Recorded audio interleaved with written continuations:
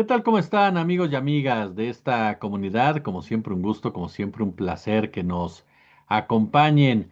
El tema de la revocación de mandato continúa ahí, siendo un tema central en las discusiones que se han venido dando desde las últimas horas, tras la posición del PT, por lo menos de entrada, de que no estaba de acuerdo con que se llevara a cabo en el mismo año, en la misma fecha, en la misma elección que las elecciones intermedias. La presidenta ha dicho que no tendría por qué afectar el ejercicio de las mismas.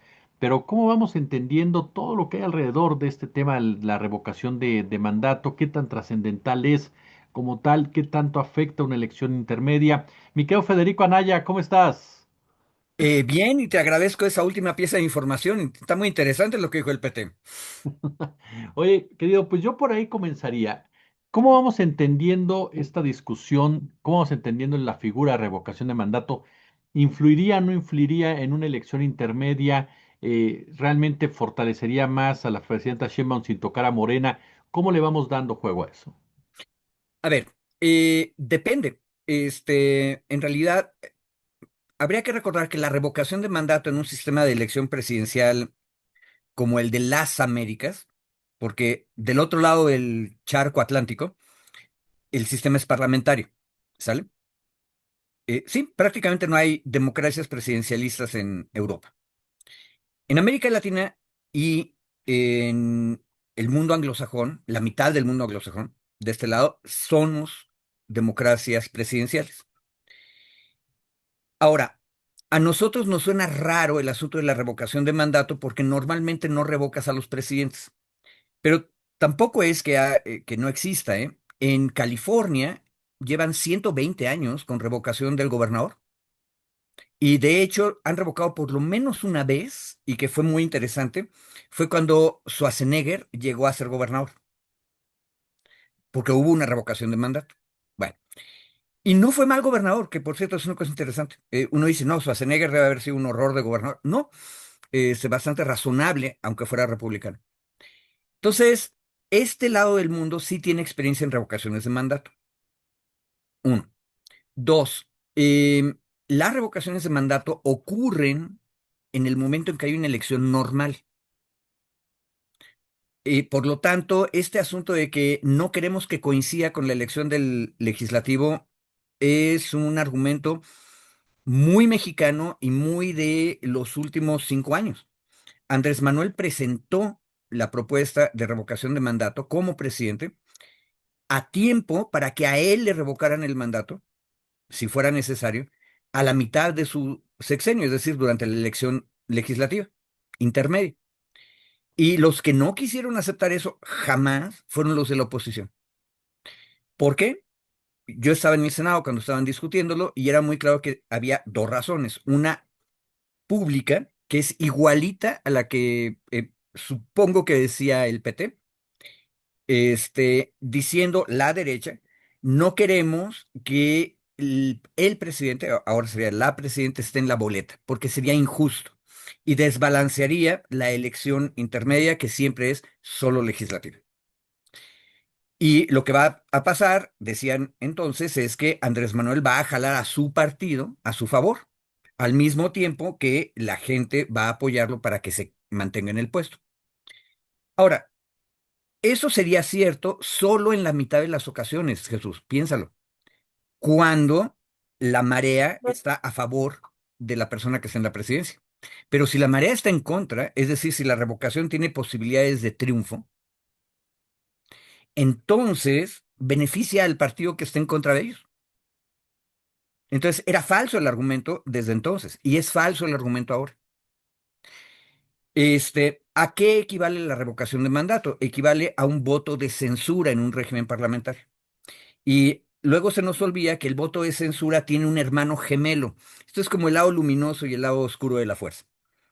Este, el voto de censura es el que tiene la oposición para hacer caer un gobierno que no es aceptado por el pueblo. Pero a el voto, ese sería el lado luminoso. El lado oscuro, el hermano, es el voto de confianza.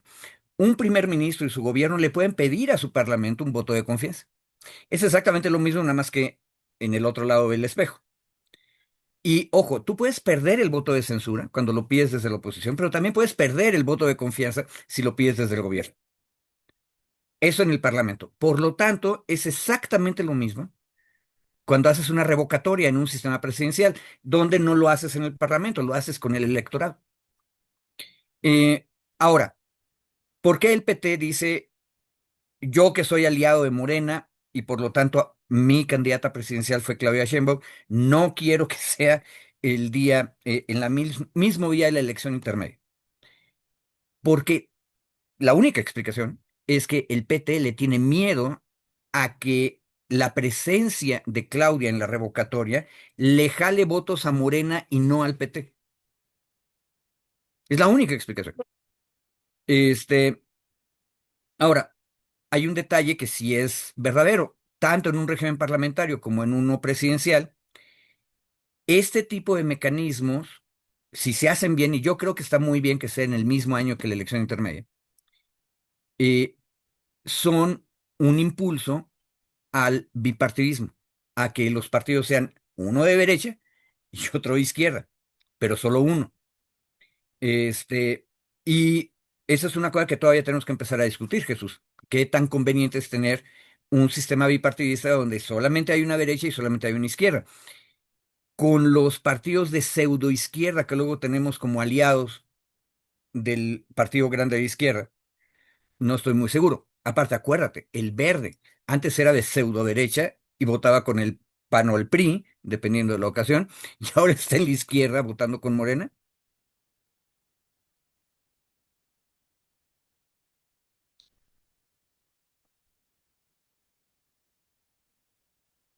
Eh, Jesús, no se te oye. La edad, mano, te digo. Oye, este punto que mencionas es muy interesante, o sea, el temor realmente de que dentro de toda esta discusión, por ejemplo, la afectación sea para los propios aliados, digámoslo así, de la 4T y no tanto para Morena, o sea, que Morena no vaya a resentir esto, pero de una forma u otra pudiera afectar al PT y al Partido Verde Ecologista de México.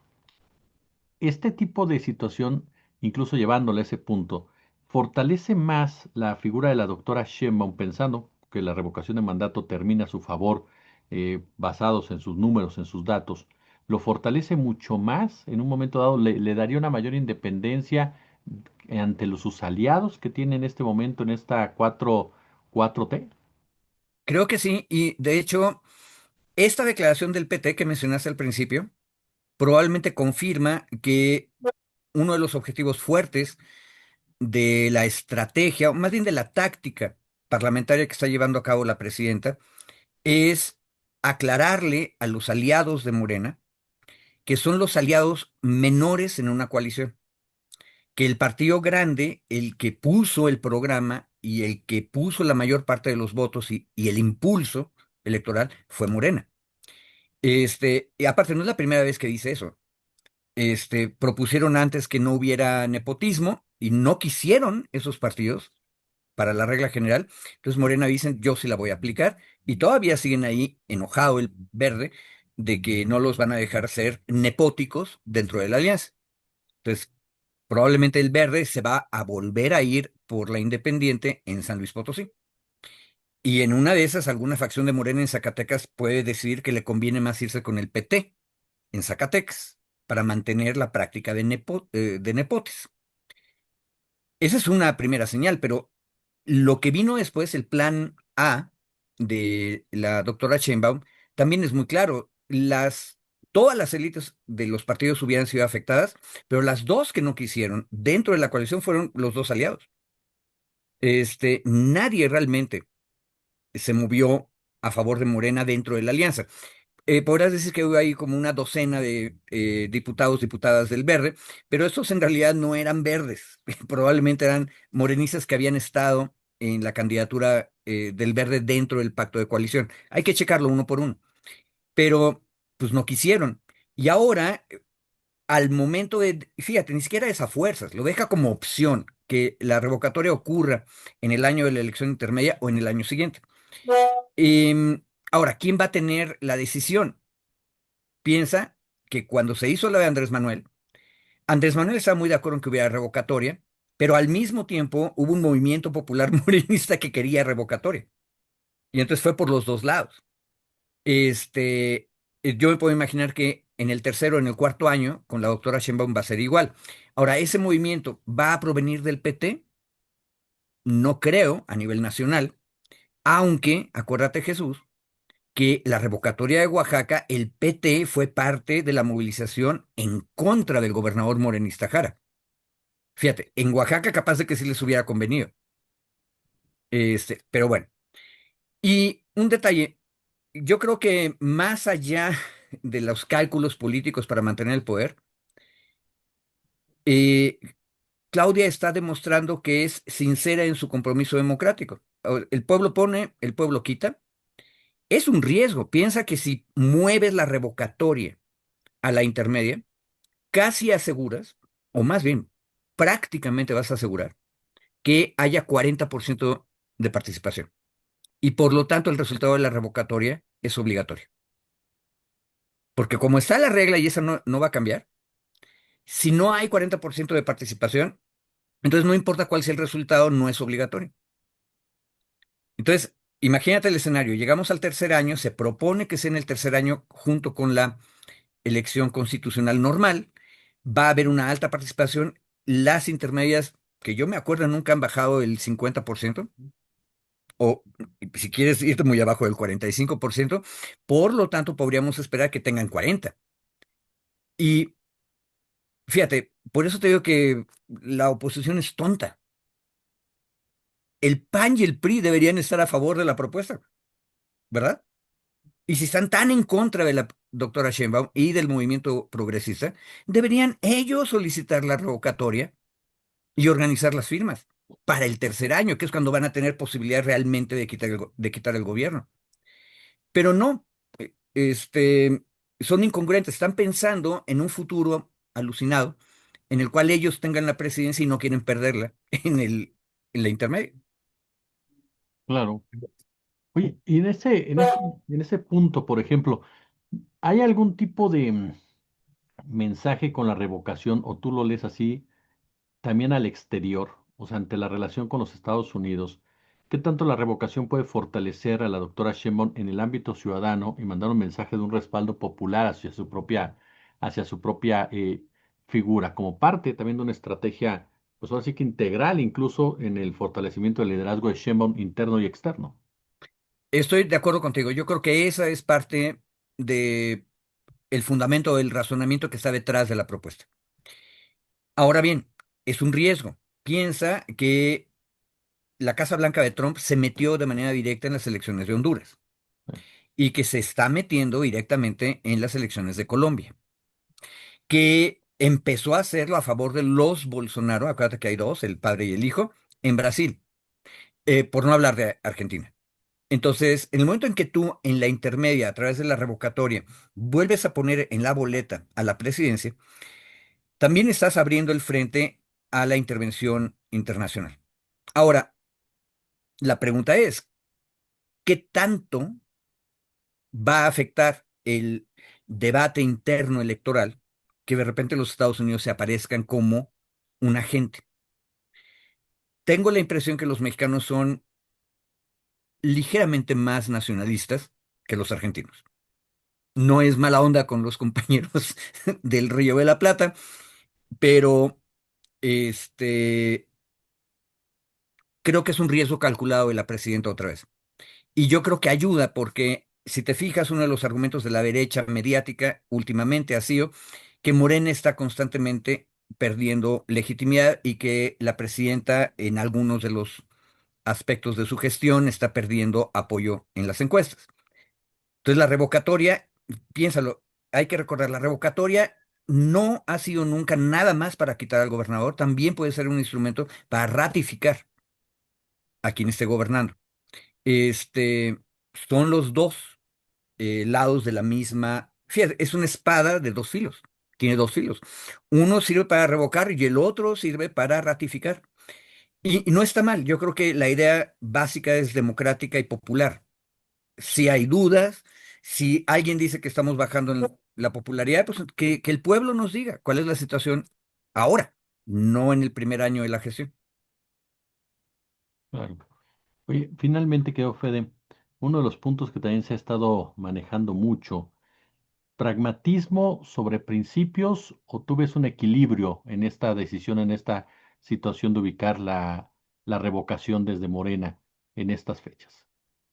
Mira, lo que me tranquiliza a mí como eh, progresista y como simpatizante, no termino de ser militante porque nada más estuve en el primer consejo consultivo de Morena, como simpatizante de Morena, es que estamos poniendo los principios primero.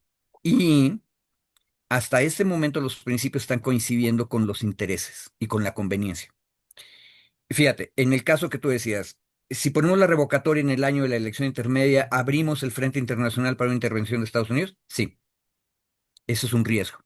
Pero de todas maneras, dado el consenso nacional y nacionalista que hay en México, sigue estando en el mismo lugar el interés pragmático y el interés por ser fiel a los principios ideológicos. Entonces está perfecto. Pero todo el tiempo tenemos que hacer esa ecuación para ver cómo nos va. Y, por cierto, el Ayatollah Khomeini, cuando él era el primer líder supremo de la República Islámica, una de sus últimas fatwas, resoluciones políticas, decía que el poder político es más importante que el poder religioso en la República Islámica, porque lo religioso sirve para fundar la república, pero para administrar la república en el día a día, lo importante es lo político. Digo, para los que dicen que es una teocracia, el fundador de esa república dijo, no, el poder secular es el que debe llevar la batuta durante los tiempos normales. Cuando hay tiempos extraordinarios, revierte a lo religioso en aquella república. Y es lo mismo. Uno tiene que ser pragmático la mayor parte del tiempo para sobrevivir en la política, pero no puedes olvidarte de los principios, nunca. Mi querido Fede Anaya, yo como siempre te agradezco muchísimo estos minutos para nuestra comunidad. Compañero, espero que haya servido de algo y perdón por enredar todos los temas, pero hasta Irán salió en la plática.